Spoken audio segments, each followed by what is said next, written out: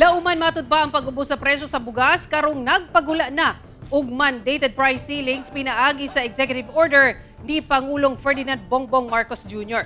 Apan unsa kaha ang reaksyon sa mga rice retailer kalabot niini? Kanatong sayron sa report ni Argil Relator. Nagpabiling taas ang presyo sa bugas sa pipilak tindahan sa Bangkerohan Public Market sa Davao City. Ana sa 50 pesos ang pinakabarato, hangtod na sa 60 pesos ang pinakamahal.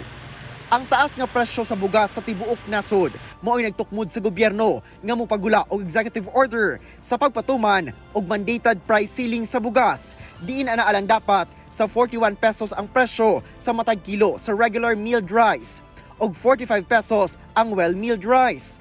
Ang Department of Trade and Industry o Department of Agriculture mao'y mga ahensyang itahasan sa pagtutok sa pagmonitor niini.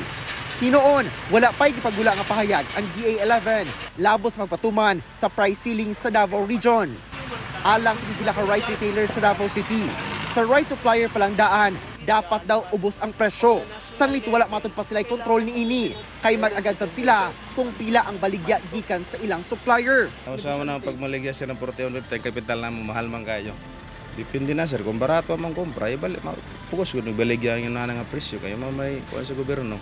Pero sa karon sir, di gud may kabaligya na. Kaya mong kumpra, mahal pa man kayo.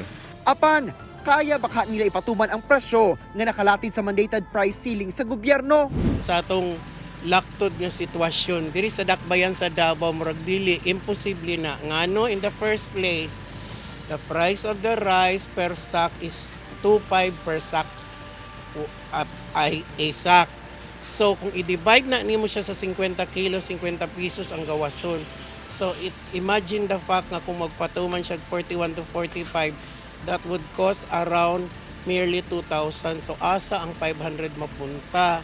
Angay matud pa nga evaluate sa mga institusyon sa gobyerno kung unsang estado sa bugas, kung doon na ba'y krisis, aron sa masuta ang saktong intervention o dili ang retailers ang maipit hinoon. Siguro ang bugas sa ginaingon ni pasabot ni President Marcos, NFA kana pa mutuo ko, but on the local aspect, on the local rice itself, marag malabo kasi kung dito palang daan sa miller itself palang daan nagkapital na og 2.4 to 4.50.